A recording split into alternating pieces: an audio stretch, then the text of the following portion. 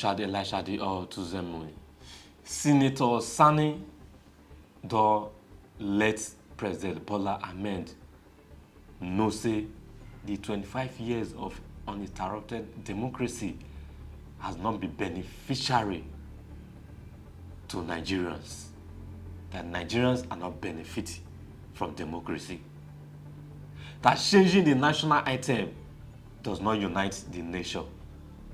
Changing the pledge does not unite the nation. Changing constitution does not unite the nation. But doing the necessary things that are mandatory, that are priority to Nigerians, that can only unite the nation and let Nigerians feel the benefits of democracy. You get the point now? That the necessary things need to be fixed if Nigerians are to benefit from democracy. If Nigerians are to celebrate 25 years of democracy, Nigerians need to be involved in governance. Nigerians need to benefit from governance. And the government need to understand the pains of Nigerians, need to listen to the priorities of Nigerians. You get the point? We need to do the needful, know the pains of Nigerians. Not go just go there. Democracy is government for the people, by the people, and for the people. They elected you guys to represent them, not be for selfish reason or personal reasons. Una go just pass law without the awareness of Nigerians. It now seems like the House of Rep and the Senate are in the pockets of Mr. President. They just pass law without the knowledge of Nigerians. The eyes have it, they just sign into laws. Why the major things that Nigerians are lacking, they pay 30 years to all those things. Now it will give Mr. President and the executives knowledge and ways of wisdom on what to do for Nigeria to move forward. Observe Mr. Sani speaking during the Ghana night of the 25 years of uninterrupted. A day like this will not be complete without appreciating the role played by the likes of Colonel Abubakar Dangiwa Umar, the likes of Chief Abraham Adesanya, Alani Akao Boshoru, and the likes of Fred Eno. Mr. President, even though the governor of Kaduna State removed me from the seat, I will always remember that he was one of those who stood for us when we were in prison.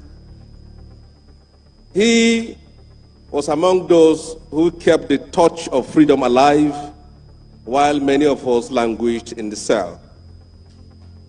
Mr. President, I would like to draw your attention to this fact and this truth. The national anthem cannot unite a nation. A national pledge cannot unite a nation. A constitution cannot unite a nation. A nation is united by the ideals of freedom. A nation is united by equity and by justice. Many younger generations of today have not and couldn't know the sacrifice we have made to restore democracy to this country. It is important that we bring to attention to those who were not here in those days of the struggle. This democracy was not a gift given to us by the military. It was not a lottery that we won. It was a product of struggle and sacrifice. There were people who were forced into exile, like the President and Commander-in-Chief of the Armed Forces, and the likes of Wole Soyinka. There were people who were sent to prison, like us.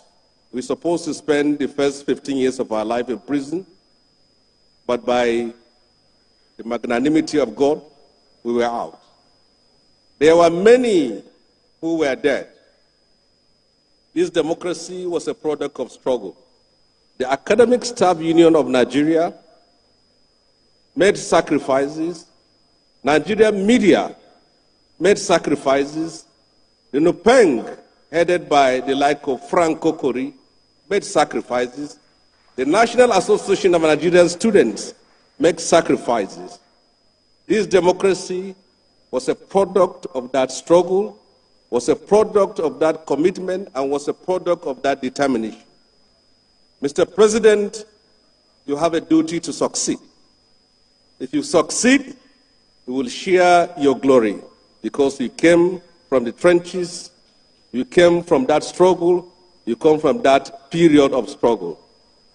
Mr. President, if you fail, they will say that those of you who fought for democracy have nothing new to offer to Nigeria. We will pray for you, and we believe that the reforms which you have taken, there is no doubt about it, you too have recognized the untold hardship and the suffering it has inflicted on millions of people. But we are expecting that at the end of the day, it will bear fruit, and people will rejoice and say that the sacrifices that they have made, the consequences of that reforms, was something that was worth all this trouble. Mr. President, thank you for the honor and the privilege, and do something about the Nigerian prisons, because they were the ones who hosted us in those days and in those dark days of the struggle. And in the last call, Mr. President, there are some people who are still in detention as a result of the NSAS protest. They were young people who were protesting for justice, for freedom, and for democracy. Any young protester in Nigeria today learned from you, because you were the father of protest in Nigeria. Do something about it. Give them the freedom. You taught us, you funded us to stand up and fight, so they are your children and your grandchildren. Give them the pardon. Thank you, and God bless.